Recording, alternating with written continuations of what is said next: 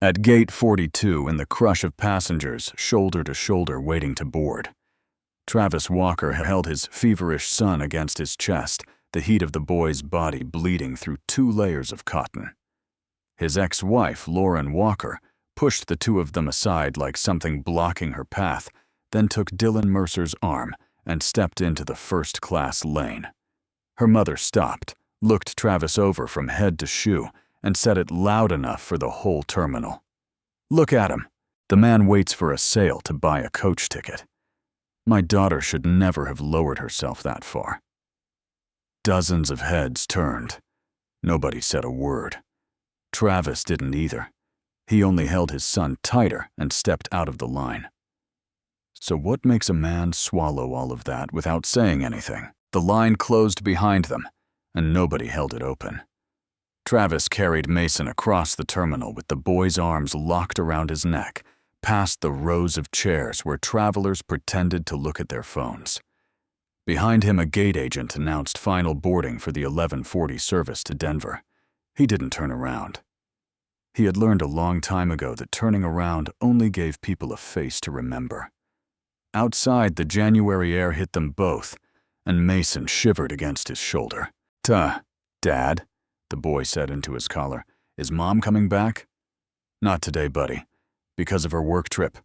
Travis found their car in the long-term lot, the gray sedan with the dent in the rear quarter panel he'd never bothered to fix.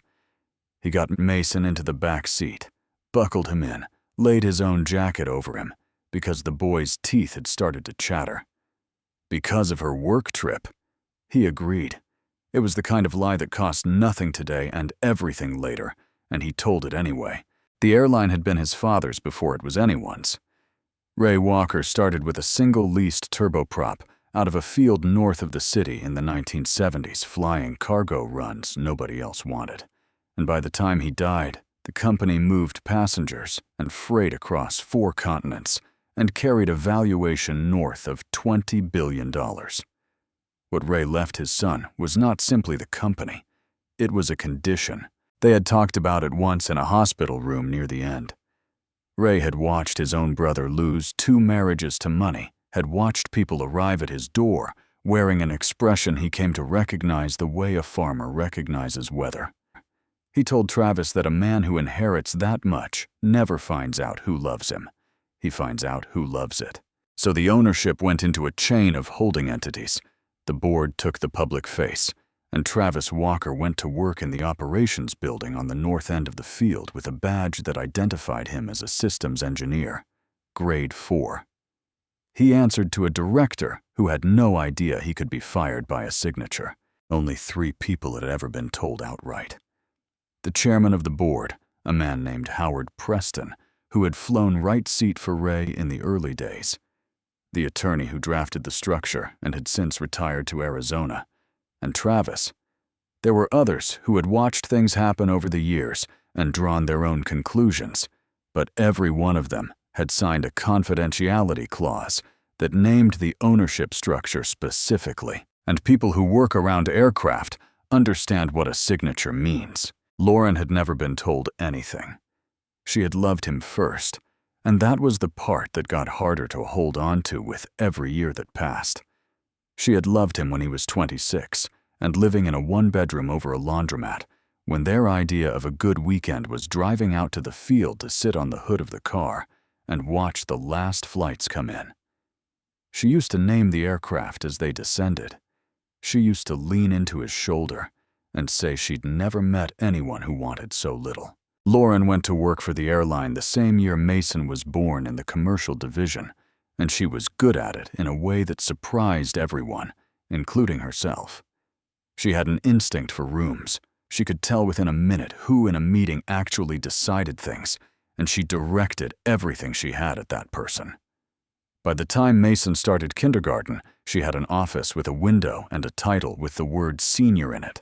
The night it turned was a company reception at a hotel downtown. Lauren brought Travis, and she started the evening proud of him. She introduced him to a group of regional partners. One of them, a man with a heavy watch, shook Travis's hand and asked what he did. "Systems engineering," Travis said. Operations side. The man's face did something small. It was not rudeness, it was subtraction. The hand let go early. The eyes went past Travis's shoulder to see who else had come in, and the conversation reassembled itself around Lauren without him in it. Travis had seen that look 1,000 times, and it had never once bothered him. It was in a sense the whole point. But he watched Lauren see it. She laughed a beat too loudly at the next thing the man said. On the drive home, she was quiet, and when they got inside, she stopped in the hallway with her coat still on and looked at her husband as though she were pricing him. "Do you ever want more?" she asked. "More of what?"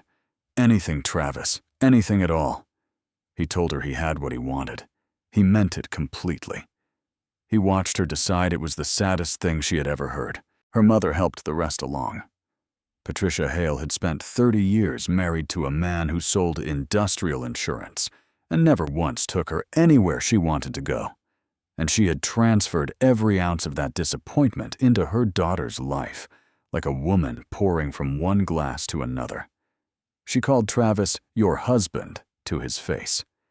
She asked at Thanksgiving in front of Mason whether Lauren had considered what her life would look like if she had chosen differently at 24. Dylan Mercer came into it about 1.5 years before the airport. He was a managing director at a private investment firm, the kind of man who wore his money the way other men wear cologne. He met Lauren at an industry conference in Phoenix, and the second time they spoke, he mentioned her division and the exact route restructuring she had presented on, which was not an accident. The thing Lauren never understood, and the thing that would eventually cost her everything, was that Dylan had not been looking for a woman. His firm had spent 2 years building a position around the airline's freight division.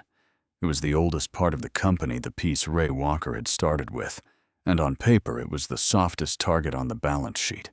What Dylan needed was interior information route economics that never appeared in filings, contract renewal timelines, and the internal politics of a board that had blocked 3 separate approaches in 5 years, for reasons nobody outside could explain. What he needed was somebody senior, ambitious, and unhappy. Lauren moved out in October into an apartment on the 22nd floor of a building with a doorman, and she told Travis it was about growth and about breathing room, and neither of them said the name that was actually sitting in the room with them. She filed in November. It was uncontested, and it moved fast, because Travis contested nothing. And by the week before Christmas, they were divorced. The temporary custody order was built around her travel. Mason stayed with his father. That part had been true long before the papers. Travis was the one who knew the pediatrician's direct line, who kept the cardiology folder in the second drawer of the kitchen desk, who could read the echocardiogram reports well enough to know which numbers mattered. Mason had been born with a small ventricular septal defect, a hole in the wall between the lower chambers, the cardiologist had explained when Mason was 9 days old, and Travis remembered every word of that conversation, because it was the only time in his adult life he had been afraid of something he could not buy his way out of. Most of them close on their own. This one had mostly. There was residual flow, a murmur you could hear if you knew to listen, and a folder that got a little thicker each year. Stable. That was the word they used. Stable for 6 years. The trip to the airport was a handoff. Lauren had 4 days in Denver, and had asked for the first 2, which she had a right to do, and Travis agreed, because he had decided early that he was not going to be the kind of divorced father who used a 7-year-old as leverage. He packed the boy's bag the night before, the dinosaur pajamas, the notebook where they tracked his resting heart rate on Sunday mornings, the cardiology summary photocopied down to 4 pages in case anyone needed it. Mason woke up warm. Not alarming. 101 a flush across the cheekbones, a complaint about his legs hurting. Travis gave him children's acetaminophen and watched him for an hour, and the number came down to 99.6, and there were about 4,000 7-year-olds in that city, with exactly the same thing that morning. By the time they reached the terminal, it was 102.4, and Mason had stopped talking, Travis found Lauren near the security exit, standing with Dylan beside a column. Patricia was with them, which nobody had mentioned, holding a boarding pass between two fingers, like a receipt she intended to complain about. "He's running a fever," Travis said. "It came up overnight. It's 102. Lauren's eyes went to her son, and for 1 second, one honest second, she was his mother. "Is he okay?" "I don't know yet. That's what I'm telling you. I want to take him in and get him seen, and I think you should come." "Travis, it's an urgent care. 2 hours. You'd make the 4 o'clock. I have a session at 8 tomorrow morning that 11 people flew in for." "He has a heart condition, Lauren. He has a residual murmur that 3 doctors have called clinically insignificant." She said it fast, and the speed of it was the tell, because those were somebody else's words, and she had borrowed them recently. "You do this every time. You turn a fever into a crisis, so I have to choose, and then you get to be the one who stayed." Dylan examined the departure board with tremendous interest. Mason lifted his head off his father's shoulder. "Mom, my ears hurt." Lauren reached out and put her palm against her son's forehead, and Travis watched her feel exactly how warm he was and watched her decide. "Take him to Dr. Alden," she said, stepping back. "Text me. I'll call from the hotel tonight." She turned toward the gate. Patricia did not turn. She stayed where she was and let her eyes travel down the length of the man in front of her, the worn gray jacket, the sneakers, the child on his hip, and she said what she had wanted to say at Thanksgiving and every Christmas for 11 years. That was gate 42.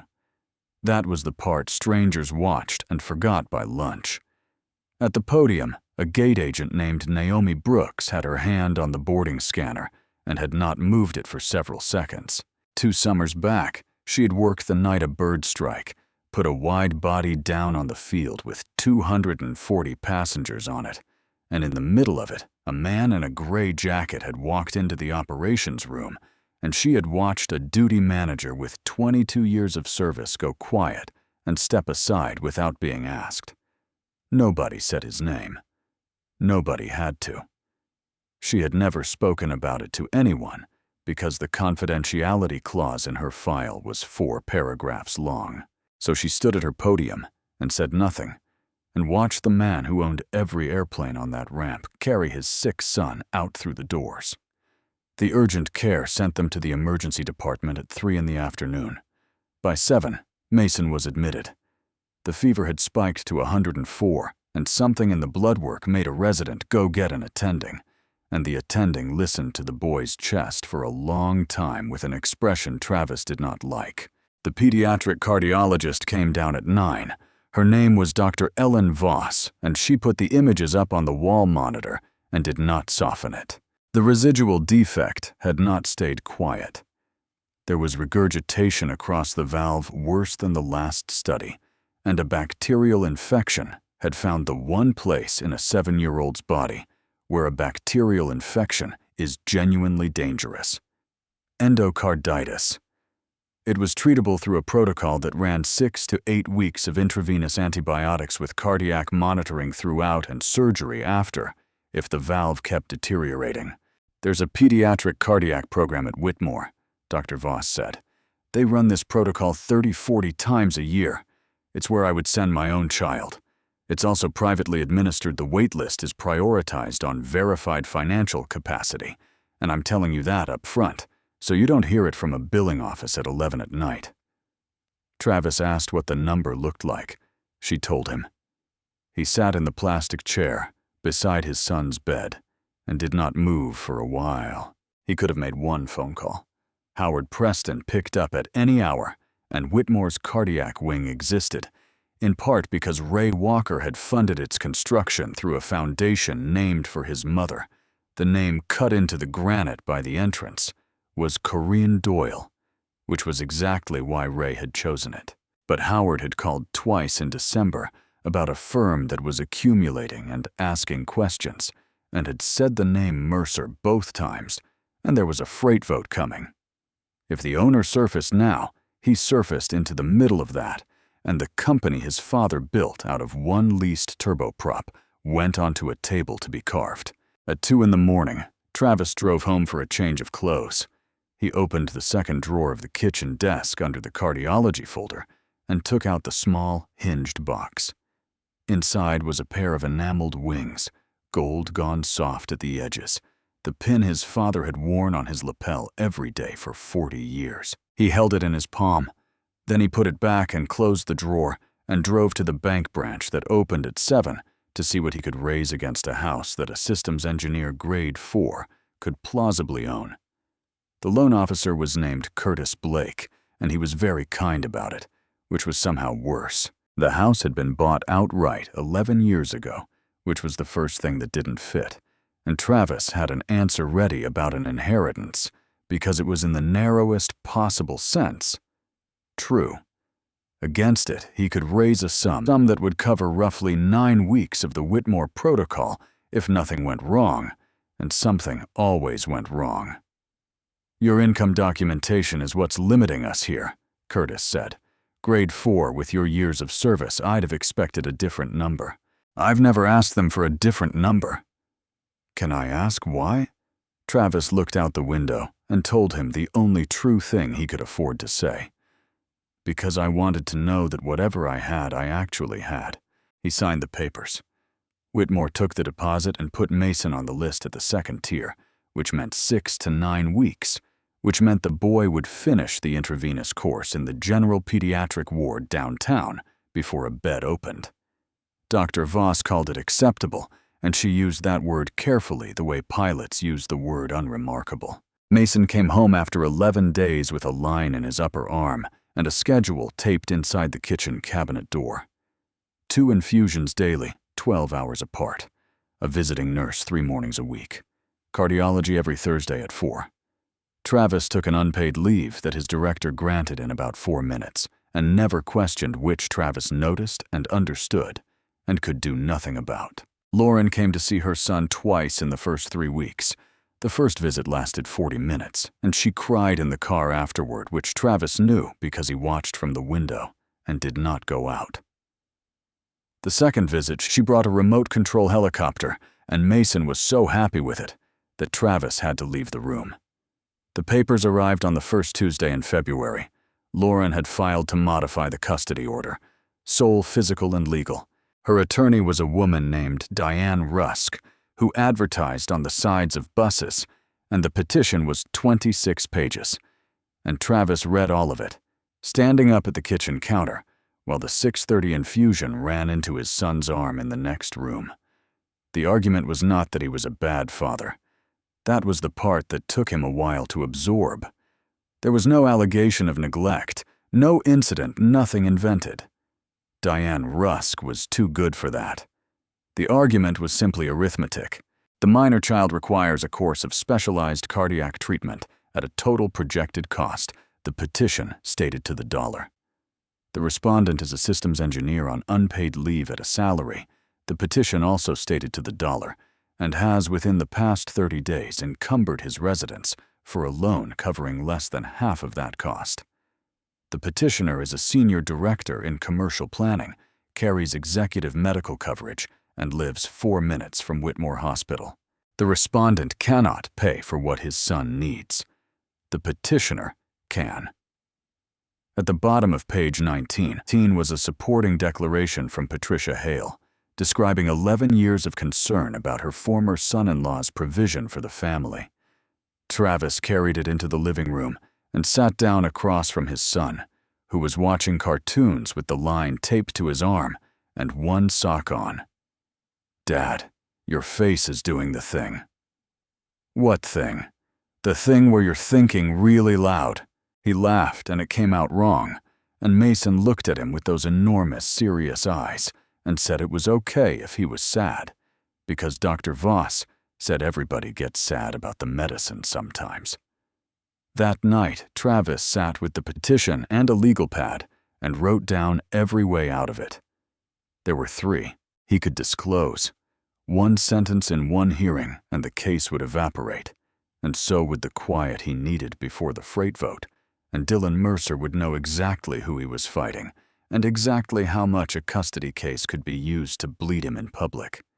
He could put a firm with a national name in the room and win on firepower, and every partner in the city would ask by Friday how a systems engineer grade 4 had retained it. Or he could go in with what a systems engineer grade 4 could actually afford. He hired a solo practitioner named Marcus Bell, who worked out of 2 rooms above a dry cleaner. Marcus read the petition, set it down, and asked one question. "Is there anything in your financial picture that isn't in here?" Travis said no. It was the first outright lie he had told in 11 years, and he told it to the only person in the building who was on his side. The hearing was set for the 11th of March. In the weeks between, 2 things ran in parallel, and neither one knew about the other. The first was a 7-year-old getting slowly, unevenly better. The fevers stopped in the 2nd week, and the blood cultures came back clear in the 3rd and the 4th. Dr. Voss said the words holding steady, and Travis learned to live inside those 2 words, the way a man lives inside a small room. The second was happening on the 22nd floor of a building with a doorman. Dylan had gotten very good at a particular kind of conversation. It always started with him being frustrated on Lauren's behalf. It was absurd. He said that a woman with her judgment sat outside the rooms where things were actually decided. Absurd that the board treated freight like a family heirloom instead of an asset. Did she know they'd blocked 3 separate offers? Did she know what that had cost the shareholders? She said she'd wondered about it herself. He asked one evening, more or less in passing, whether the renewal dates on the freight contracts were something she could see. Everyone in commercial planning could, she said. He told her he'd love to look at how they were structured purely professionally, because he'd been trying to model the division for 2 years, and the public filings were useless. She sent the first file on a Sunday night from her personal laptop at 11:41 and told herself it was nothing, because anyone could reconstruct most of it from the trade press with enough patience. The second file was route-level yield data for the Eastern Freight Network, and that one she knew was different, and she sent it anyway, because by then she had begun to need Dylan to keep looking at her the way he looked at her when she was useful. The third was a summary of the board's closed session position on divestiture, prepared for a planning committee she sat on. That one she read 3 times before she attached it. Afterward, she stood at the window and looked down at a city where her son was asleep in a house across the river with a tube in his arm, and she thought about the fact that she had a hearing in 9 days that she was going to win. The 11th of March was a Wednesday, and it rained. Family court was on the 4th floor courtroom C, and the judge was a man named Harold Reeves, who had been doing this for 19 years and had the flat, unhurried patience of someone who has heard every version of every story. Diane Rusk took 50 minutes and did not raise her voice once. She put up Mason's treatment schedule, the Whitmore admission letter with the Tier 2 designation, the loan against the house and the balance left on it, and an employment record showing 9 years at the same grade, and no return date from unpaid leave. She was not cruel about it. She was worse than cruel. She was correct. Your Honor, Mr. Walker loves his son. Nobody in this room disputes that. The question before the court is not affection, it's capacity. This child needs a bed at a program that will not admit him for another 6 weeks on his father's documentation, and my client can have him admitted next Monday. Marcus Bell stood up with what he had, which was character. He put Travis on the stand and walked him through the 11 days in the hospital, the 2 infusions a day, the visiting nurse schedule. He established that in the 7 years of the child's life, the respondent had attended every cardiology appointment without exception, and the petitioner had attended 4, and that it was the respondent who packed the bag, knew the pediatrician's direct line, and kept the folder in the 2nd drawer. Then, Diane Rusk stood up for cross and asked one question. Mr. Walker, on the 10th of January at the airport, my client asked you to take your son to Dr. Alden and said she would call from her hotel that night. Did she call? Yes. And the next morning, yes. So when the emergency arose, she was reachable, that she was informed, and she was in contact with the treating physician within 24 hours. Marcus objected that there was no question in it. Judge Reeves said he'd allow the witness to answer if he wished. Travis said, "She was in Denver." "She was working," Diane Rusk said.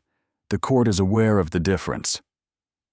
The judge ruled from the bench at 4:15. He said he found both parents fit, and that he found Mr. Walker to be on the evidence before him an exceptionally attentive father, and that he wanted that reflected in the record. In the ordinary case, it would carry enormous weight with this court.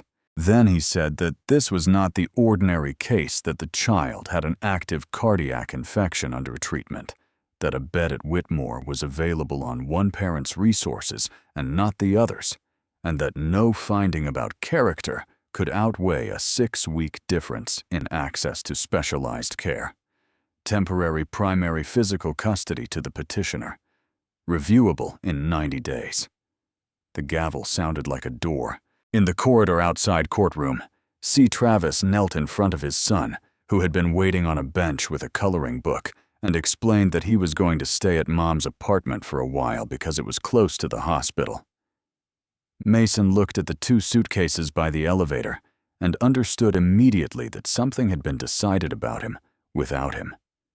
For how long? "A while, buddy. Are you coming?" "Not tonight, but Thursday.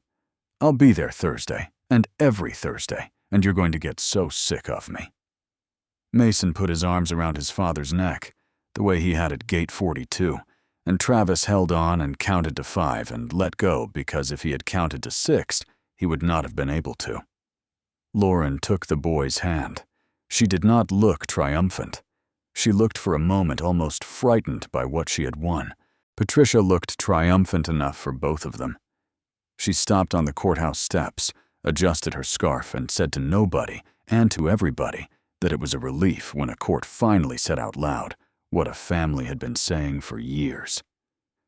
Travis sat in his car in the parking garage for a long time without starting the engine. A man who owned $20 billion in aircraft had just been ruled too poor to keep his own child, and every fact used against him was a fact he had built himself brick by brick for 11 years because his father had told him it was the only way to find out who loved him. He had found out.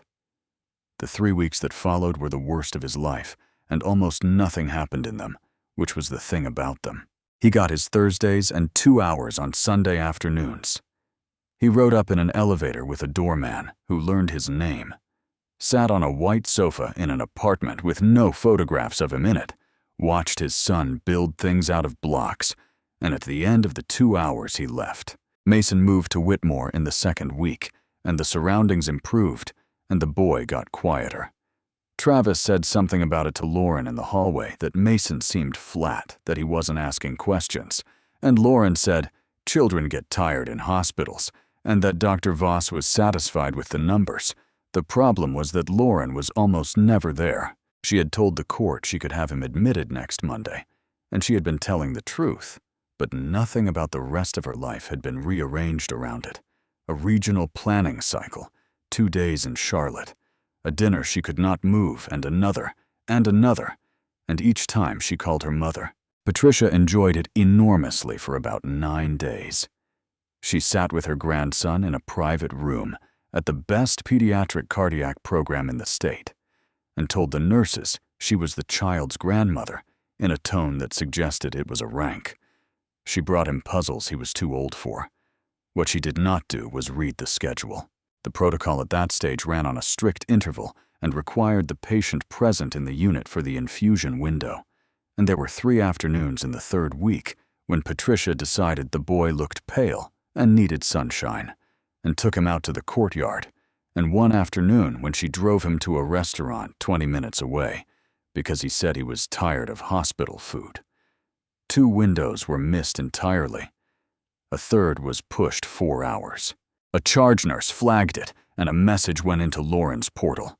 Lauren read it in an airport in Charlotte and typed back that she would speak with her mother, and did. And Patricia said the nurses were overreacting, and that she had raised a child of her own, thank you. Mason spiked a fever of 103 on a Saturday night. The blood cultures came back positive on Monday morning. The infection had not been cleared. It had been given a window to reorganize it, had taken it, and the echocardiogram that afternoon showed the valve had gotten worse. Dr. Voss called the mother's number 4 times between 8 and 11 and reached voicemail 4 times because Lauren had a device in a meeting and a mother who had told her everything was fine. Naomi Brooks found out the way people find things out, which is sideways. Her sister was a respiratory therapist at Whitmore, and they talked on Sunday nights, and her sister mentioned a case on the pediatric cardiac floor that had the whole unit upset. A little boy whose grandmother kept walking him off the unit, a mother who wouldn't answer the phone, and a father who worked somewhere out at the airport and was only allowed in on Thursdays, who came in the same gray jacket every week and sat there reading the chart like he was studying for something. Naomi asked one question, which was the boy's first name. She sat in her car in the employee lot for 11 minutes with her hands on the wheel. She had signed 4 paragraphs and kept them for 9 years through the night of the bird strike and through every shift since, and she had kept them at gate 42, while a woman with a boarding pass said a thing about coach tickets to a man who could have bought the terminal. She had a mortgage and a daughter starting community college in the fall.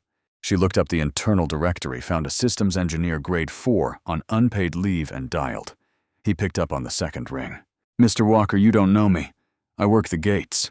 I was on the podium at 42 in January." Her voice was steady, and she had no idea how she was managing it. "Your son missed treatment windows, more than one. He's positive again, and they can't reach his mother. I'm telling you because nobody else is going to, and I'd like you to please not tell anyone how you found out." Travis was already standing, already reaching for his keys. "What's your name?" "It doesn't matter. It does to me." The line was quiet for a second and a half. "Naomi Brooks," she said, and hung up. He was at Whitmore in 26 minutes. Dr. Voss met him in the corridor and told him what she would have told him 3 days earlier if anyone had thought to call the father, and Travis listened to a cardiologist explain that his son's valve had deteriorated to the point where surgery was now probable rather than possible, and that the next phase required a continuity of care. The current arrangement was not delivering. He was still in the corridor at 7 that evening when Howard Preston called him for the second time that month. In 15 years, the old man had never once called about anything he could not handle himself. "They've got the votes," Howard said, "or they will. Mercer's people have been working 3 directors since November, and this week they came in with interior numbers, Travis. Rote level yield on the Eastern Network, renewal dates, our own divestiture position verbatim. They're sitting in a room telling our board what our board decided in a closed session. Where did it come from? Commercial planning. It's going to have a name on it before the week's out. And I don't think you're going to like the name."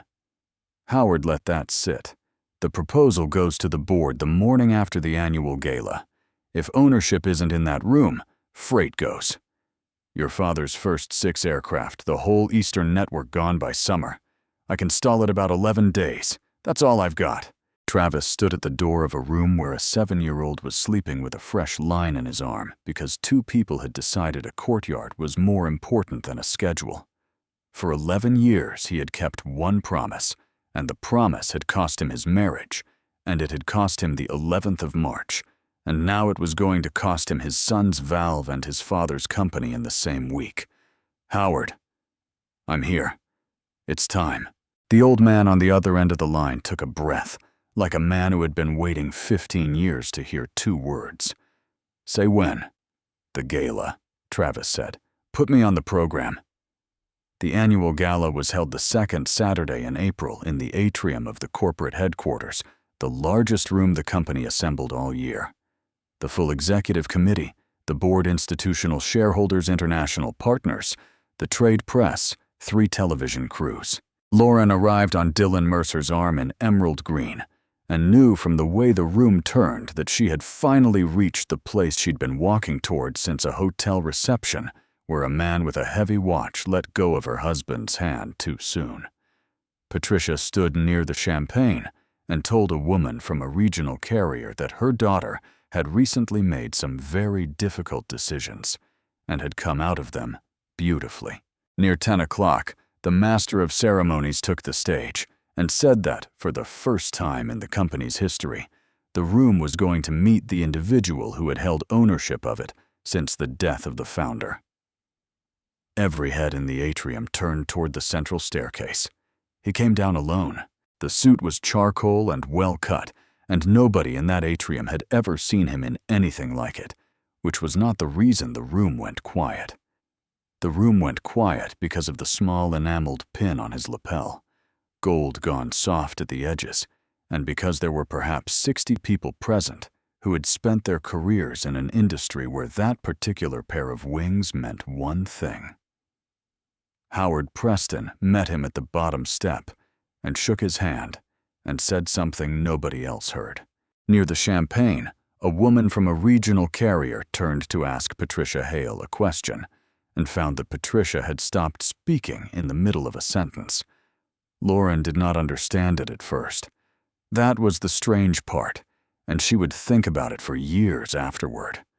Her mind offered her 3 or 4 explanations before it offered her the correct one, because the correct one required rearranging 11 years, and the mind protects itself in the fractions of seconds it has. She thought he works in operations, they've given him an award. She thought someone brought him as a guest. Then the master of ceremonies said the name Walker, and said the word owner, and said that the structure established at the founder's death had been held by a single individual since, and Lauren's glass tilted in her hand, and emerald green ran down the front of a dress that cost more than her husband's salary had ever appeared to be. Dylan Mercer's face did something Lauren had never seen it do. It emptied. He understood faster than anyone else in that room what it meant that the person he had spent 2 years building a position against had been standing in a terminal in a worn gray jacket, holding a child listening to a woman describe his coach tickets. Travis did not go to the microphone to make a speech. He went to it because the freight proposal was scheduled for the board at 9 the next morning, and because the fastest way to end a thing in front of the trade press is to end it in front of them. He spoke for less than 2 minutes. He said his father had started the company with 1 leased turboprop out of a field north of the city, and that the Eastern Freight Network was the part he had started with. He said an offer was going to the board in the morning to divest it, and that as holder of the controlling interest, he was exercising his vote now, in the room, so that nobody would spend the night wondering. The offer was declined. It would remain declined. Then he said, without changing his tone at all, that the proposal had been supported by internal material that had left the company through a person inside commercial planning, that the matter was with the general counsel, and that access had already been suspended pending review. Across the atrium, Lauren's phone began to buzz against the inside of her clutch. She got it open on the 3rd one. Executive credential deactivated. 12 seconds later, internal systems access revoked all environments. Then travel privileges suspended. Then approval authority rescinded effective immediately, each arriving with the small, polite chime the company used for everything, the same chime that had told her about promotions. The people nearest her had stopped pretending not to look. Dylan set his glass on a passing tray, said quietly that he needed to make a call, and moved toward the north doors without looking back at her once. 2 of his colleagues went with him. By the time Lauren looked up from the 4th notification, there was nobody standing on that side of her at all. Travis came down off the stage and the crowd opened for him. He stopped in front of her, and the entire room understood in the same instant that these 2 people knew each other, and the silence got deeper. He was not cruel. He was quieter than he had been at the airport. "You told me I didn't belong in first class," Travis said. "You were right. I own the airline." He walked out through the north doors and drove to Whitmore, where visiting hours had ended 2 hours earlier, and where for the first time in 5 weeks, nobody stopped him at the desk. The emergency motion was filed the following Tuesday. The lawyers were different now. Marcus Bell was still on the file because Travis insisted on it, and he was sitting in a conference room on the 30th floor of a firm with a national name and 6 attorneys around the table. Marcus waited until the corrected financial disclosure came around to his side. He read the first page and turned it face down. "You sat in my office and I asked you one question," he said. "I did. I lost a case 4 years ago because a client answered that question the way you answered it. I don't ask it to be thorough. I ask it because it's the only thing I actually need." Marcus looked at him. "Give me one reason to stay on this. Because you asked me in front of nobody. And you're asking me now, in front of 6 people who all work for me," Travis said. "That's the reason." Marcus turned the page back over and said they should get on with it. They laid out what was available. There was the forensic report from the General Counsel's office, which traced 3 transmissions from Lauren Walker's personal device to a managing director at an investment firm, one of them containing the board's closed session divestiture position. That was not a family court exhibit. That was a referral to a federal prosecutor and a 50-50 chance of an indictment, and the lead partner said so plainly. There was the Whitmore chart. 2 infusion windows missed entirely. A third delayed 4 hours of positive blood culture 11 days later. A valve that had gone from probable surgery to scheduled surgery in 3 weeks. And 4 unanswered calls from a treating cardiologist on a Monday morning. There was Naomi Brooks, who would testify about the 10th of January if asked. And there was the 11th of March. Custody had been modified on financial capacity, and the finding had been wrong by a factor no judge in the state would ever have to think twice about. "Any one of these ends it," the lead partner said. "All 4 together, and she doesn't see the child unsupervised until he's grown. I'd also expect her out of the industry permanently. That's not a threat, Mr. Walker. That's the arithmetic once the referral goes." The room waited. Travis was thinking about a woman standing in a hallway with her coat still on, asking him whether he ever wanted more, and about how certain he had been that his answer was a kindness. He said he'd let them know Thursday. Patricia Hale came to the house on Wednesday evening. She stood on the porch in a raincoat with her handbag held in front of her with both hands, and she did not come inside. And Travis did not ask her to. She started with an apology that was really a defense. Things had been said at the airport that were said in a moment. She was a mother watching her daughter struggle. Anyone might have spoken sharply. Travis let her finish. Then she stopped performing, which took her about 90 seconds, and what was left was a woman of 66 who had understood over the past 4 days exactly how many phone calls she was not going to get returned for the rest of her life. "She'll go to prison," Patricia said. "That's not up to me. It is entirely up to you, and we both know it." Her chin was shaking. "Whatever you think of me, she's his mother." "She was his mother in January," Travis said. "It wasn't convenient then either." Patricia's face came apart, and she did not wipe it. She said that she had told her daughter for 11 years that she had married beneath herself, and that she had been so certain, and that she would like to know what a person is supposed to do with having been that wrong. Travis stood in his doorway with the kitchen light behind him. "Go sit with your grandson on Sunday," he said. "Read the schedule that's taped to the wall. Don't take him off the floor for any reason. That's what you do with it." He did not tell her what he had decided, because he had not decided yet. He decided at 4 the next morning, sitting on the edge of Mason's empty bed. The hearing was on the 2nd of May in the same courtroom in front of the same judge. Marcus Bell handled it at Travis's instruction, with one attorney from the national firm sitting behind him and saying nothing at all. He submitted the corrected financial disclosure. Judge Reeves read it twice and set it down. "Mr. Walker, stand up." The courtroom got very still. "On the 11th of March, I made a finding on the record about this child's access to care, and I made it on numbers you gave me, and the numbers were false. I don't care what your reasons were. Understand me clearly, if the person in front of me today were anyone other than a 7-year-old boy with an infected heart valve." you and I would be having an entirely different conversation, and you would not enjoy it. That goes in the record. Sit down. Travis said he understood and sat down. Marcus submitted the Whitmore chart. He did not submit the forensic report. He did not call Naomi Brooks. There was no reference in the record to a federal referral, and there never would be, because the company had withdrawn it on Monday, and the general counsel had been instructed to close the file. Diane Rusk kept waiting for it. That was the thing Marcus noticed.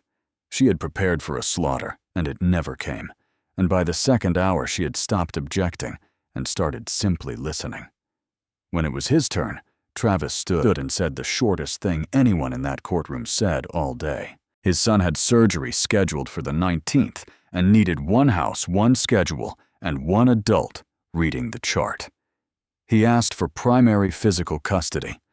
He asked in the same breath that the boy's mother keep joint legal custody and full unsupervised visitation, and that the order never require her to be supervised because a child who had already been used as an argument twice did not need to grow up watching his mother sit in a room with a monitor. Judge Reeves asked him whether he understood he was leaving something on the table. "I understand it, Your Honor." The order came down that afternoon. Primary physical custody to the father. Joint legal. Generous unsupervised visitation to the mother. The schedule built around the surgical recovery. In the corridor outside courtroom, C. Lauren stopped in front of him with her attorney a few feet away, and there was nothing left in her face of the woman who used to name aircraft as they came in over the fence line. "Why?" she said. "Because he's going to be 40 someday, and he'll want a mother." The consequences that followed were not administered by anyone. They simply arrived. Lauren was terminated for cause in the first week of May, and the reason went into her file.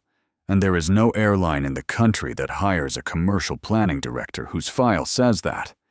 She sold the apartment on the 22nd floor in July and ended up at a freight forwarding company 2 states away that had nothing to do with the industry she had spent 9 years climbing.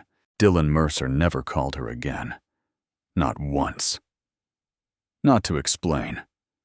His firm removed his name from the transaction and then from the website, which is what happens to a man who spends 2 years building a position and loses it in 90 seconds in front of 3 television crews. Patricia Hale discovered that the women who had listened to her for 30 years had all developed very full calendars. She came on Sundays. She read the schedule. And in June, a ground operations employee named Naomi Brooks was promoted to duty manager, and the following spring to assistant station manager, which was 2 grades in 18 months, and caused a certain amount of comment. Nobody ever explained it to her, and she never asked, and the 4 paragraphs in her file were never mentioned by anyone. Mason's surgery took 5 hours and 40 minutes on the 19th of May, and it went well. By August, he was climbing things his father wished he wouldn't. By September, the line was long gone from his arm, and the only thing left of it was a small, pale mark that he showed to other children with enormous pride. On a clear Saturday in October, Travis drove him out to the field north of the city. It was a general aviation strip, now 6 hangars and a fuel truck and a windsock, but the concrete was the same concrete, and there was a corner near the fence line where a man named Ray Walker had once kept 1 leased turboprop and a folding chair. They sat on the hood of the car and watched the far end of the runway. Travis took the small hinged box out of his jacket and gave it to his son. Mason opened it and looked at the wings for a while without touching them. The way children handle things they can tell are serious. These were Grandpa Ray's every day for 40 years. The boy turned the box slightly so the light caught the enamel. Then he asked the question he had been holding since May, in the direct way that 7-year-olds ask the things adults spend decades circling. "Dad, why didn't you tell Mom?" Travis watched a small single-engine plane turn onto the runway. "Because I wanted to be loved like a regular man," he said.